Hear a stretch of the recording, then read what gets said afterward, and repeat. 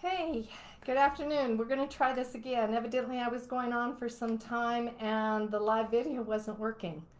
So we're going to try it again. We just installed new internet at the center, and I was just explaining to you that my dogs were barking because I had to bring them down here today because I was going to be here for a really long time making sure the internet got set up when I was told the internet was not working. So we're going to hope that you guys are seeing this. Today's topic is thoughts to grow by. And the reason I thought about this topic was because, I believe there's a lot of things that we think. I know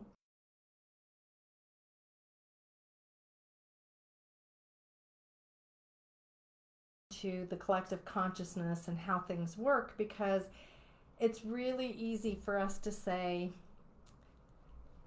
we draw to us people who are going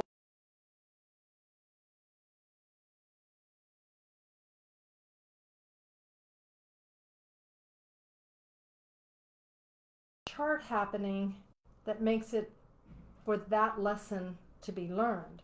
So there's so much that goes into the workings about how we learn our lessons and what we think and how we think it. And the reason that I thought about this is because, I have this gentleman that I was talking to. He's one of my practitioners that I work with, and he's Jewish. And he told me that he has a gun. And I was shocked because he's a very spiritual, very non-violent kind of energy. And I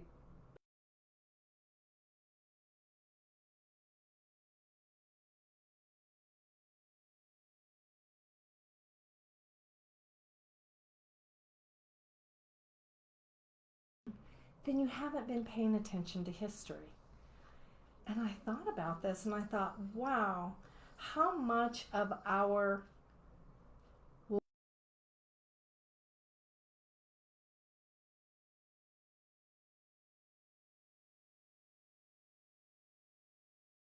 99% of it.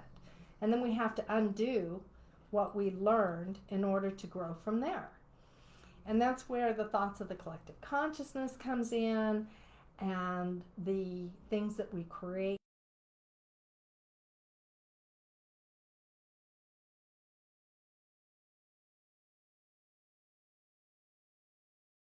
Thinking about how that must have been for his family dynamic. And I remember, this is huge because we didn't experience World War II on our soil. So we didn't see the violence and the deprivation. Well, not all of us did. Many that went to war did. And it's really rough that way. So we have, it's not something we experience, then it's not really in our,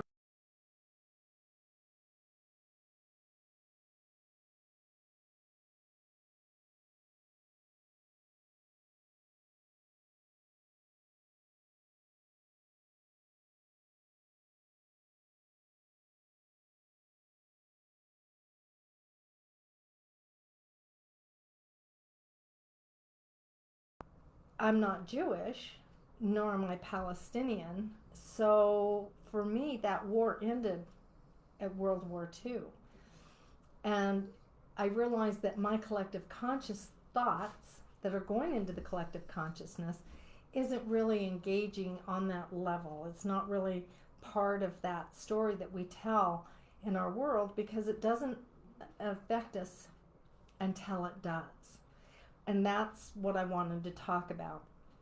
How other people are living affects how we vibrate. And that's part of that thought that goes to the collective consciousness that helps with the creation of everything. I'll give you an example. My son pierced his ear. I don't know if you guys can see, from right here all the way to the back of his ear. And it was a bar that went through his ear.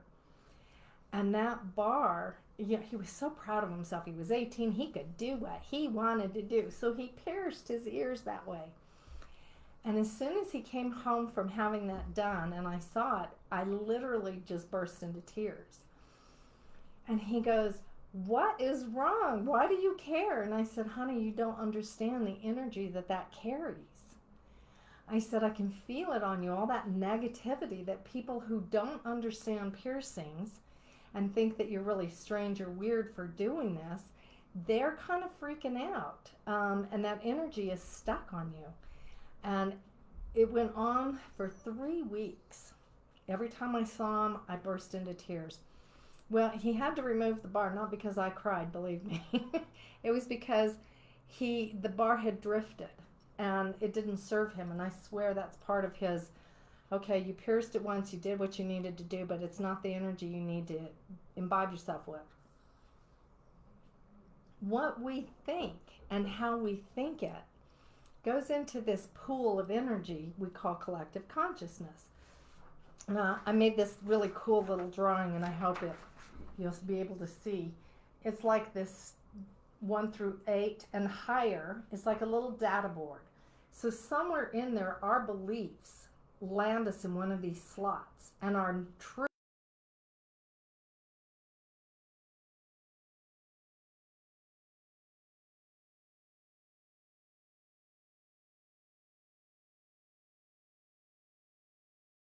When we pass from this world, we go into our own little data board on the other side. I'll explain that a little better. I was meditating one time and Lance came in and I saw these colors that just kind of like a frequency. And I felt him and I said, "Lance, is that you?" And he said, "This is how I am now, Mom. Your human mind makes a physical form for me. So that's how we let you know, is by our vibration that we're here. But our vibration is what we are. That's the best he could describe it, is that they carry a vibration when they pass of who they are, and why it's, obviously pretty important that we raise our consciousness to a higher vibration, so that our vibration is as strong as it can possibly be when we get to the other side and before we incarnate again." So he said, everything is nothing but vibration. The physical form that you have is just a case to put that vibration in. It's kind of like a refrigerator, I guess, or, radiator or something. But everything is vibration. Everything that we think, that we feel, goes into that collective consciousness somewhere in that data board. So we create a pool of thought. And how we think directly affects how other people express their lives as well, because that vibration holds all of us here in the earth plane. So this gentleman that I was telling you about earlier that had the experience where his family teachings, his generations were, you have to defend yourself, never again will we go through this, was attacked because he happened to have a yarmulke on his head and he was recognized as being Jewish, and so people attacked him. And I think, how much of this are we continuing? We hear it on the news, but maybe it's not something we hold as our truth. We don't feel like somebody who's Jewish or black or Hispanic or white are bad people. We just recognize them as people. But there's a lot of people that have anger, and that anger goes into the collective pool, so it makes us pick a side, defend or join. And what we're doing is we keep digging a trench deeper instead of being in the pool of consciousness where we all raise awareness together. We have listened to division and we've engaged in it. And if you don't believe the way I believe, then you're stupid. Well, name calling is one of those things that we do to defend our right to believe something. And if we were really that comfortable believing what we would that we believe. We wouldn't be angry about our beliefs. So when I see somebody who's angry, or they're saying things in an angry way, or they're name calling, then they're in conflict with their belief. They're in conflict with the collective consciousness that they're trying to engage upon. So it's up to us to change our thought process about what is positive, what is powerful, what can be done by how we act, not react. And one of those actions that we have to have is we have to really come into the truth that all of us are here to learn, and all of us here are spiritual beings. Not because they believe the same as us that makes them spiritual. It's because they're having their own experience. Now, the collective consciousness has, like I said, it's like a complete pool, and it has its layers of energy.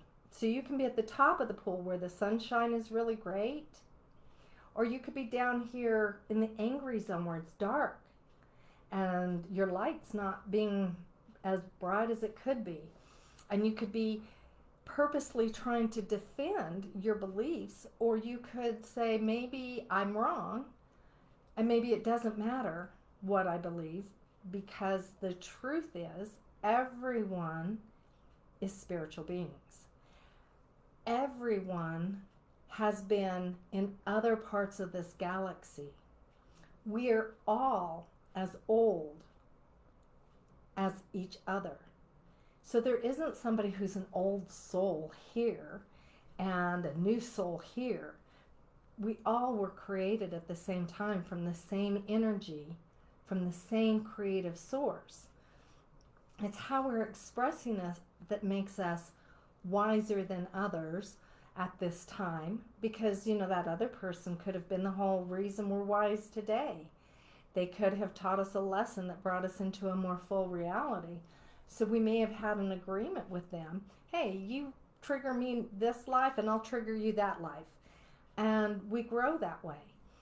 But we're all equally the same. There is no difference. We've had many civilizations on this earth.